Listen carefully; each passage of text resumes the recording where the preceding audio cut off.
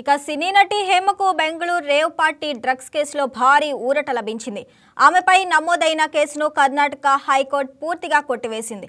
అయితే ఈ న్యాయ పోరాటంలో గెలిచా తన జీవితంలో తీరని విషాదం మిగిలిపోయిందని హేమ తీవ్ర ఆవేదన వ్యక్తం చేశారు. కేసు కారణంగా జరిగిన సోషల్ మీడియా ట్రోలింగ్, మీడియా కథనాల వల్లే తన తల్లి మరణించిందని ఆమె కన్నీటి పర్యంతమయ్యారు. ఇక ఈ మేరకు హేమ సోషల్ మీడియాలో భావోద్వేగ వీడియోను విడుదల చేశారు. గత ఏడాది బెంగళూరులో జరిగిన రేవ్ పార్టీ ఘటన తన జీవితాన్ని అతలాకుతలం చేసిందని, ఆ కేసులో తనపై వచ్చిన ఆరోపణలన్నీ నిరాధారమని ఇప్పుడు న్యాయస్థానం తీర్పుతో తేలిపోయిందని తెలిపారు.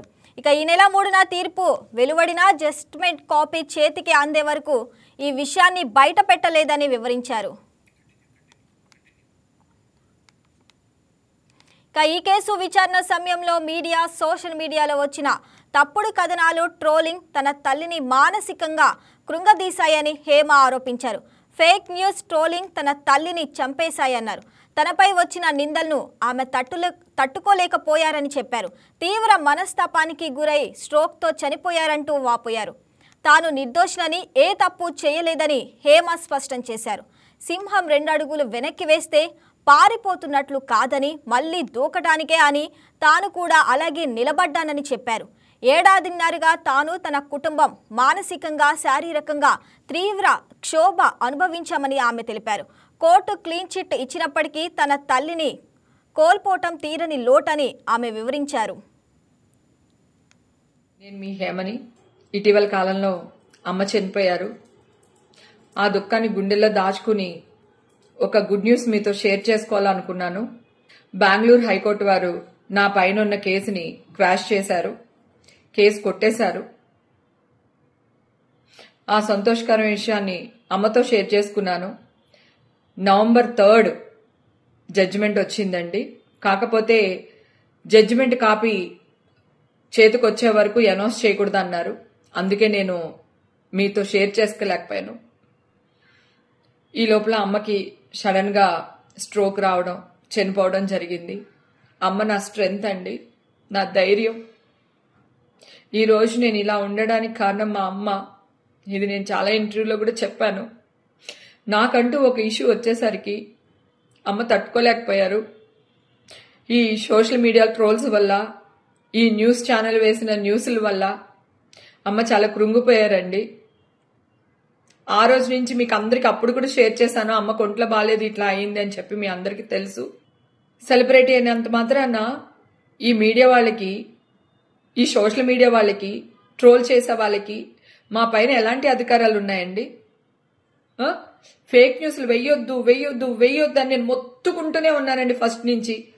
ఒక్క ఫేక్ న్యూస్ వేసేసి దాన్ని కవర్ చేయడానికి వాళ్ళు ఎంత కిందకి వెళ్లాలో అంత కిందకి వెళ్లి నా పైన ట్రోల్ చేస్తూనే ఉన్నారు, న్యూస్ వేస్తూనే ఉన్నారు. నేను ఆ రోజు కూడా చెప్పాను, ఫేక్ న్యూస్ వేయకండి, ఫేక్ న్యూస్ వేయకండి, నేను నిర్దోషిని, నేనే తప్పు చేయలేదు. సింహం 2 అడుగులు వెనక్కేస్తుందంటే పారిపోతున్నట్టు కాదు, డెఫినెట్ గా వస్తాను అని అన్నా. ఈ రోజు వచ్చాను, నిలబడ్డాను. భగవంతుడు నా అందునున్నాడు. నేను కేసు గెలిచాను. కానీ మా అమ్మగారు చనిపోయారు. ఇప్పుడు వీళ్ళందరూ మా అమ్మని తీసుకొచ్చి ఇవ్వగలుగుతారా? ఒకవేళ నేను చచ్చిపోయి ఉంటాను, ఇప్పుడు తీర్పు వచ్చి ఉండొచ్చు, అప్పుడు నన్ను వీళ్ళందరూ బతికిస్తారా? మనస్సాక్షి అంటూ ఒకటి ఉంటుందండి. ఎన్నిసార్లు ఎంత పోరాడాలి? పోరాడుతూనే ఉంటామా? ఆ దేవుడి దయ వల్ల, మా అమ్మ దయ వల్ల బతికి పట్టగట్టాను నేను. లేకపోతే నా పరిస్థితి ఏంటి? అందరూ అన్నారు, అందరూ మర్చిపోయారు లేవే, వదిలేవే, ఏం కాదులేవే, ఎందుకు బాధపడుతున్నావు అని. 1 year 1.5 year నుంచి నాలో నేనే మదన పడిపోతున్నాను. మానసికంగా, శారీరకంగా చాలా బాధపడ్డాను నేను. నా హీరోలకు నేను ఎవ్వరికీ ఫోన్ చేయలేకపోయాను. నా డైరెక్టర్లకు ఫోన్ చెప్పా, వాళ్ళు నన్ను ఏం అనట్లేదు, కానీ మాట పడ్డది నేను, అవమాన భరించింది నేను. హెల్త్ పాడైపోయింది మా అమ్మకి. న్యూస్ వేసుకుని బాగుపడ్డ మీరందరూ బాగానే ఉన్నారు కదా. నన్ను అడగకుండా మీ ఇష్టం వచ్చినట్టు న్యూస్ వేసేసుకుని ఫస్ట్ వీడియోని బూత్ చేశారు. రెండో వీడియో ఆన్లైన్ లో ఆన్లైన్లో నేను బిర్యానీ చేసి మా ఇంట్లో ఆన్లైన్లో చేసి ఆ బిర్యానీ పోస్ట్ చేస్తే ఓవర్ యాక్టింగ్ చేస్తున్న హేమ. నేను చెప్తూనే ఉన్నాను, నా బ్లడ్ టెస్ట్లు వీళ్ళ దగ్గర లేవండి, ఇదిగో ఇప్పుడే తీసుకుంటున్నారు, దయచేసి ఫేక్ న్యూస్ వేయకండి అంటుంటే ఓవర్ యాక్టింగ్ చేస్తున్న హేమ, బొకాయిస్తున్న హేమ, రెడ్ హ్యాండెడ్ గా దొరికిపోయిన హేమ. నేనేమైనా దేశద్రోహం చేసిన రెడ్ హ్యాండెడ్ గా దొరికిపోయానా? మీకు మనుషులేనా మీరు అంతని? మనుషుల మధ్యలోనే ఉంటున్నారా? ఎంత మీడియా అయితే, ఎంత సోషల్ మీడియా అయితే మీకేం రైట్ ఉందండి మా మీద? ఏం రైట్ ఉంది?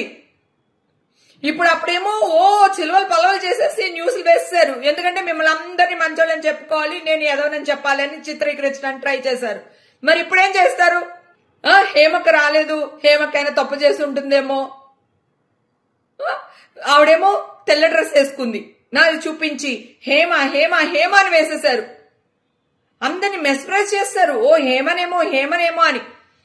నేను బ్లాక్ నైల్ పాలిష్ పెట్టుకున్నానండి, ఆ అమ్మాయి వైట్ నైల్ పాలిష్ పెట్టుకుంది, నేను బ్లాక్ డ్రెస్ వేసుకున్నాను, ఆ అమ్మాయి వైట్ డ్రెస్ వేసుకుందని మొత్తుకుంటూనే ఉన్నాను నేను. ఇప్పుడు నా కేసు క్వాష్ అయిపోయింది. ఇప్పుడు ఏమంటారు? పోయిన నా పరువు మీరు తీసుకొచ్చి ఇవ్వగలుగుతారా? నేను మానసికంగా శారీరకంగా నేను కృంగిపోయాను. ఈరోజు మా అమ్మ చనిపోయింది. ఇప్పుడు మీరేం చేయగలుగుతారు? మా అమ్మని తీసుకురాగలుగుతారా? 1.5 year ఎంత సఫర్ అయినా నాకు తెలుసు. ఎక్కడికైనా వెళ్తే ఏమనుకుంటారు అని 10 చోట్లకి వెళ్లాల్సిన దాన్ని నేను 2 చోట్లకి వెళ్ళి వెంటనే. ఈ వీడియో మీకు నచ్చినట్లయితే లైక్ చేయండి, షేర్ చేయండి, మా ఛానల్కి సబ్స్క్రైబ్ చేయండి.